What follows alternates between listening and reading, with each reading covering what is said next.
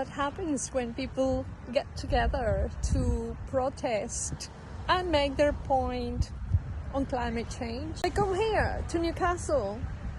They call themselves rising tides, and they make a point that perhaps disrupts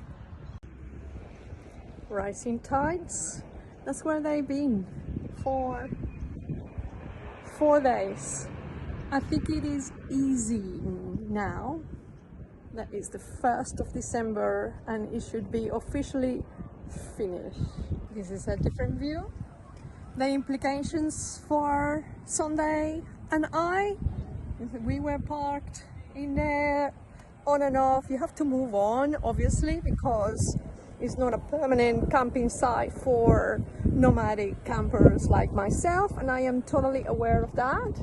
And so then you saw the video of the protest while we were in the Stockton side, which is that side of the Hunter River or the channel where all these ships come. There are then all these guys possibly inflating their canoes, maybe getting ready to go into the water, and what they believe they will stop the ships from coming inside. Well, the Port Authority, you would imagine, they had already scheduled and interrupt the schedule of these ships. I am not here against them. I'm not here in pro of the police either. I'm just saying maybe they have a point. They have a point about coal production, climate change, but we are inside systems that are managed by other macro systems, and these people, I am immersed in one of those systems. Economy, jobs, producing, the income to support their drives to come to attend a protest like this, support my drive, fueling petrol, to drive my van and be nomadic, even though I am very, very conscious of the number of kilometers I make per year. Because for me to come and be nomadic was not about consuming more. So there are different sides on how to see these. But what I want to show you also is that my bike, I left it there for freaking 3 days, since the last day we were here was Friday morning. And yes, Friday morning, and I had to park somewhere in an 8 hours car park and so on. And now this wonderful group of people, they have their valid points. I wish our politicians have clearer messages and let people understand what they're doing and what they're not doing, what they're promising and what they are not promising, because I think it's like we are not informed of the real issues, and I think we are hypocrites. Forgive me, but I am going to say it here very plainly, very firmly. I think we are all hypocrites, because we live in this world, we are alive, we're creating footprints, we consume stuff, a lot of stuff. I wonder how they're going to spend Christmas. What are they going to eat and buy?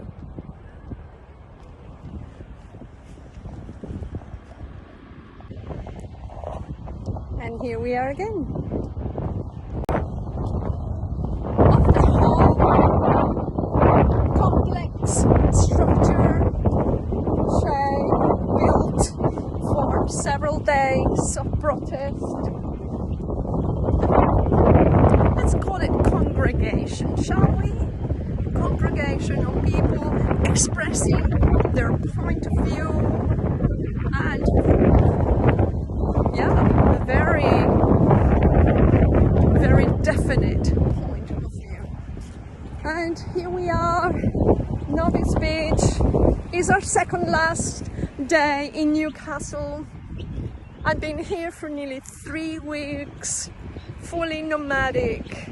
You would not believe the number of times I had to ground myself with Om Shanti, Om Shanti, Om Namah Shivaya, because I've been feeling so freaking anxious.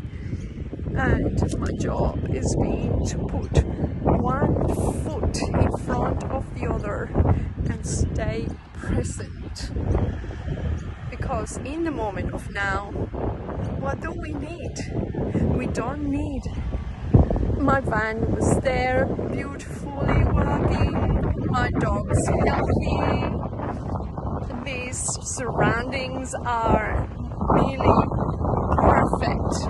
And I hope people that live here appreciate where they are, where they live, what they have, and what is great to fight for. Yes, I was so tempted to drive from Stockton this morning, which is just across the water, virtually like a 1.5 kilometers distance. No ferries today. For the first time that I wanted to take the ferry, and I felt so tempted to come here and park, but I dropped my little boy Sunday in Hunter Street at the Salvation Army office, where they love him, and I will try with their respect, because they're working, to film a little bit, to show you the surroundings where we've been in the office every day. And I'm being so grateful for that, even though I'm just telling you that I've been super anxious. But I can see my bike, and that is one amazing sight.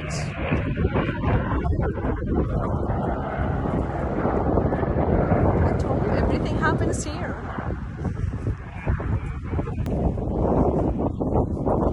Funny enough, because they don't accept dogs in this area of the Novice, it's funny that you have to drive for miles to find a beach that you feel comfortable swimming, because I'm not a strong swimmer, and that you can have your dog. Also, I find that the waves just break so abruptly, and that freaks me out completely. So, Anna's Bay, it was magnificent for us. It was just a place to be over the weekend, and I am grateful for that. Very grateful. But here she is! Here's my bike for 3 days. I left it here because I didn't want to trail it in my camper van. It's just really, even though it's light weight, it's a bit crazy. And free cycling and bike maintenance classes. Oh, somebody left me a little note here. Hi, how you doing? Yes, it's rotting away. The amount of rust that now this bike has is not funny, but here she is. I told you the orderly panniers are the most expensive item I carry here. Sunday's basket, which he hates. Little bits and pieces here in this gadget that I took from my electric bike. A cheap lock from Kmart in Bendigo that I purchased for $13 or so. It's so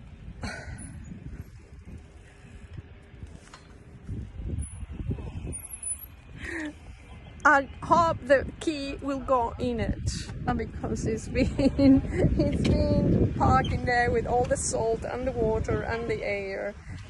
Amazing. But this is the place to be. This is the place where, if you're coming to Newcastle, you want to explore it, you want to live it to the fullest. And if you are a camper vanner, well, don't take it for granted. Take your rubbish with you, respect the environment, and don't linger days and days and days on aim. Keep space for others to visit, to attend, to park, to enjoy these facilities. And I'm riding away, that's for sure. Yeah, we're ready. We're ready to rock and roll. I don't have a gadget here to be able to film, but yeah, I'll show you. What happens when people get together to protest and make their point on climate change? They come here to Newcastle. They call themselves Rising Tides, and they make a point that perhaps disrupts the delivery and the entrance of ships coming from everywhere to here, the Hunter Channel, to refuel, to get their coal, only for a few minutes, only just a small drop in a big ocean of systems that are not controlled by us. And while we are living on this earth, also having our footprint and our consumption patterns, it's something for all of us to think about, and I want you to think about this as well. Okay, I thought I'll stop here and show you. So that's the entrance of the port. This is the channel, the main channel, where ships come through to refuel, to take the coal.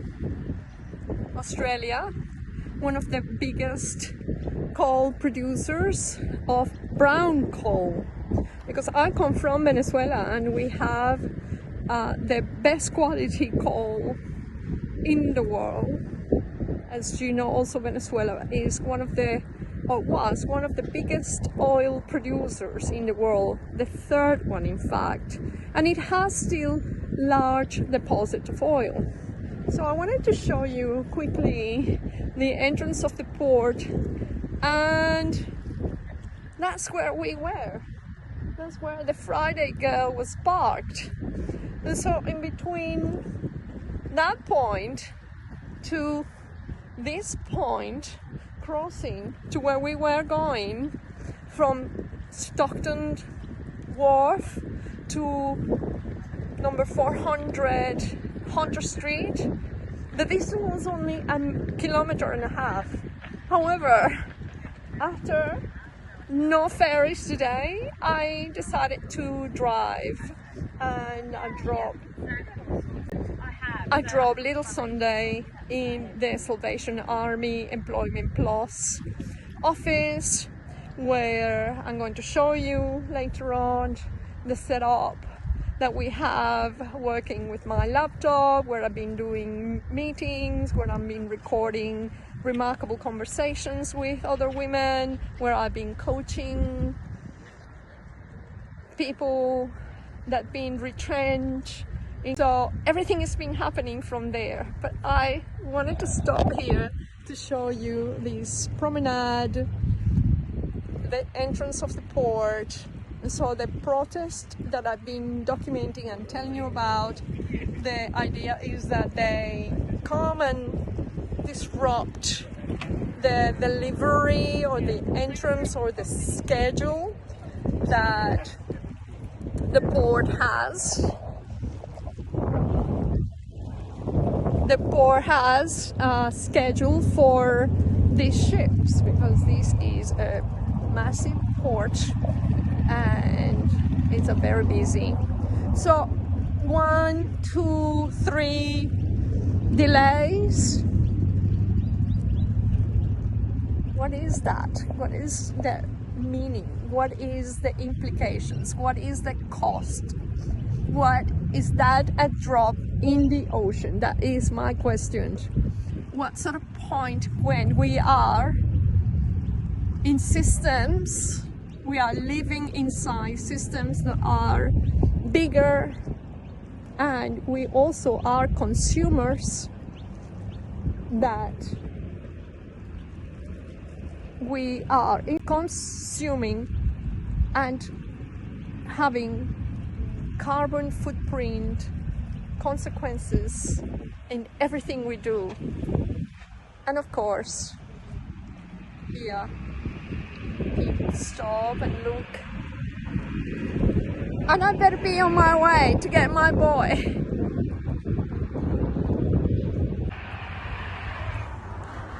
This is the office that I want to show you, where we have been welcomed, celebrated. Well, my boy more than anything else. I don't think they knew my name, but they know Sunday inside out. Employment Plus here, Newcastle, Hunter Street, Soul Hub there.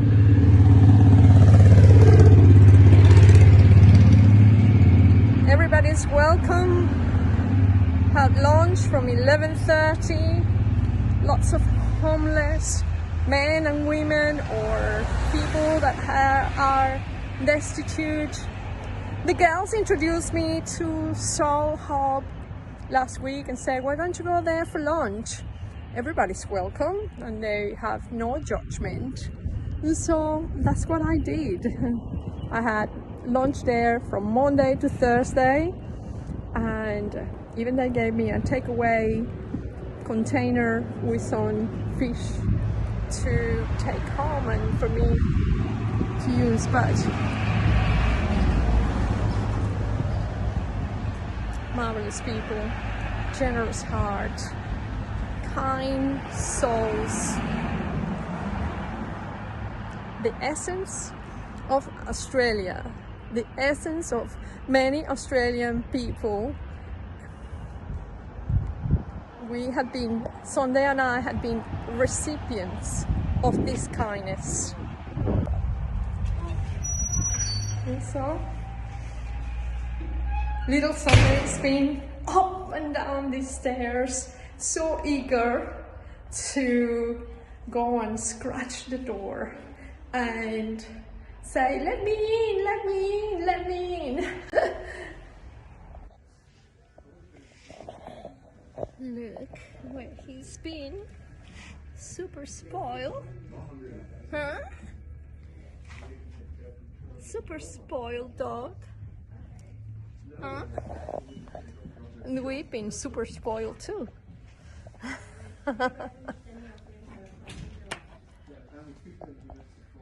Marvelous place.